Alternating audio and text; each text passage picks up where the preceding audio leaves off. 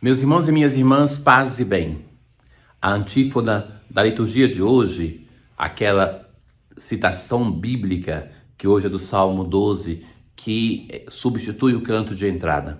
Nós temos duas antífonas na missa, aquela antes do início da missa, o sacerdote chega antes do sinal da cruz, ou o coro canta, ou o leitor, o salmista proclama enquanto o sacerdote está entrando, e tem outra antífona antes da comunhão. A de entrada, ela vai dizer assim: confiei, Senhor, na vossa misericórdia. Meu coração exulta porque me salvais. Cantarei ao Senhor pelo bem que me fez. Então, a misericórdia de Deus que está no centro deste agradecimento.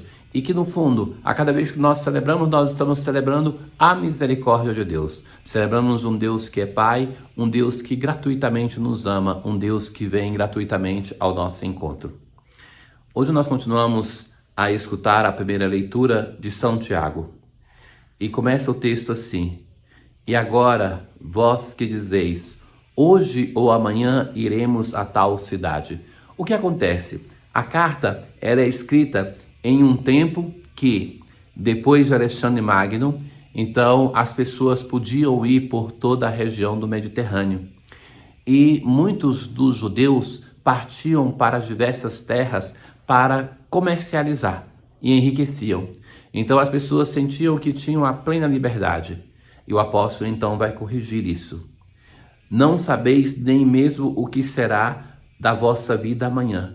Com efeito, não passais de uma neblina que se vê por um instante e logo desaparece. Ou seja, ele vai advertir: meus irmãos, vocês têm um monte de projetos, vocês garantem que agora vocês podem dizer, amanhã vou fazer isso. E então a nossa vida é como uma neblina que passa. Uma experiência que me chamava a atenção nos tempos que eu estava na Itália era que tinha ali neblinas terríveis. Sabe que às vezes dirigindo você tinha mais visibilidade com o GPS, com o navegador, do que ali com a visibilidade fora do carro. Por isso, então, a necessidade que se tem mesmo do farol de neblina, que aqui no Brasil um pouco parece uma coisa inútil, né? E então, que era uma neblina fechadíssima. E depois sopra um vento e ela desaparece, de um momento para outro. Então o apóstolo usa essa imagem, que ele então convivia com ela, da neblina, para dizer assim, da fugacidade na nossa vida. Que nós nos sentimos seguros, nos sentimos que está tudo organizado, confiamos no nosso projeto. Ele fala: olha, não é assim. Em vez de dizer, se o Senhor quiser, estaremos vivos e faremos isto ou aquilo. Eu acho que todos nós, eu também, nós temos que mudar o nosso linguajar. Nos falta muitas vezes esta expressão, se Deus quiser, a expressão dos nossos antigos, a expressão bela em português, Oxalá. Oxalá quer dizer isso, se Deus quiser. É uma expressão que entrou na Península Ibérica, no português e no espanhol, provinda do hebraico não, do árabe. Então, porque foi a Península Ibérica invadida pelos árabes. Então, Alá, que aparece, Oxalá, se Deus quiser. Então, nós devemos nos exercitar nesta invocação, porque devemos confiar sempre menos nos nossos projetos para dar lugar para Deus na nossa projetualidade, na nossa capacidade de viver o nosso amanhã, abandonados, depositados na mão de um Deus que nos ama. Vós vos gloriais de vossas fanfarronadas. Ora, toda arrogância deste tipo é o mal. Assim, aquele que sabe fazer o bem e não o faz, incorre em pecado. O apóstolo termina com essa exortação de que voltemos ao Senhor, ao coração do nosso Deus, para estarmos com Ele.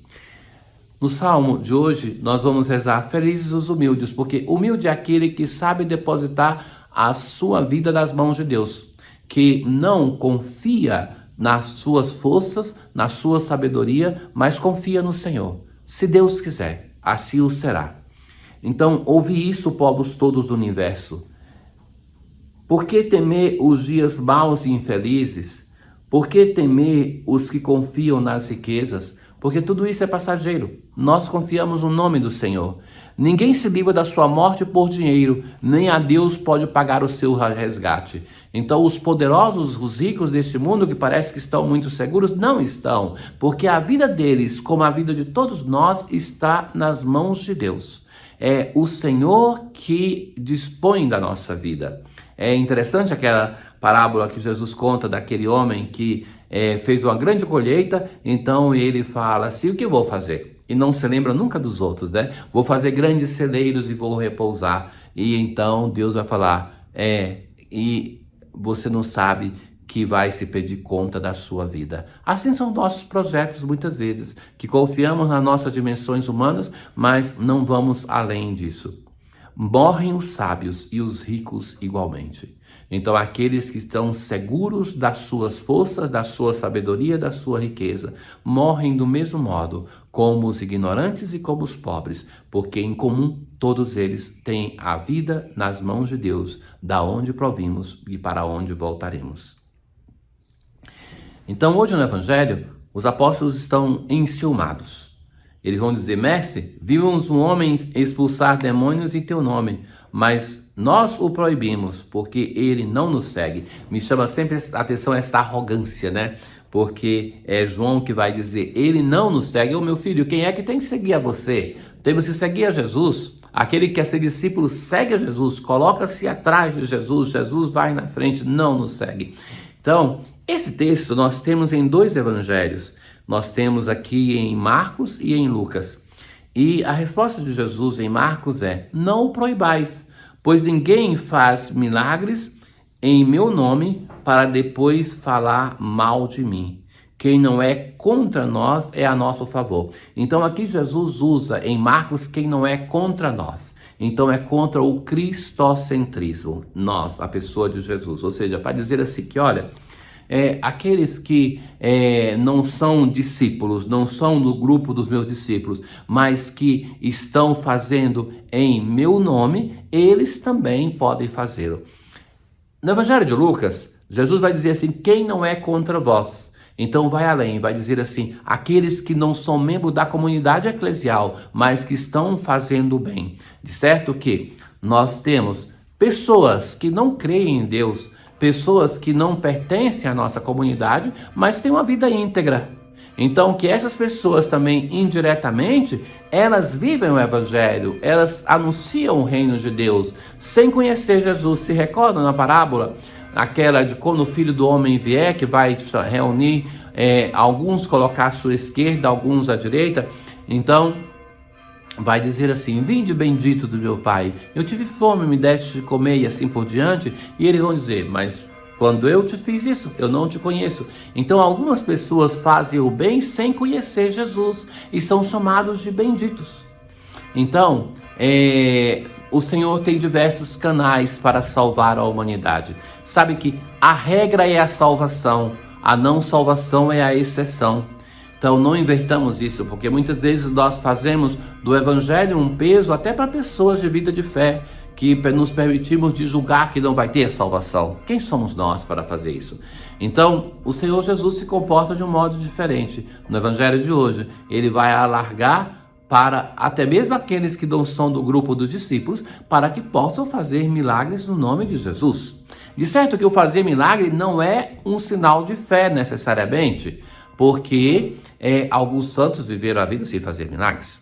E nós, então, fazemos uma ligação de que a vida de santidade que produz a fé. Jesus vai dizer o contrário, que é a fé daquele que é curado que o salvou.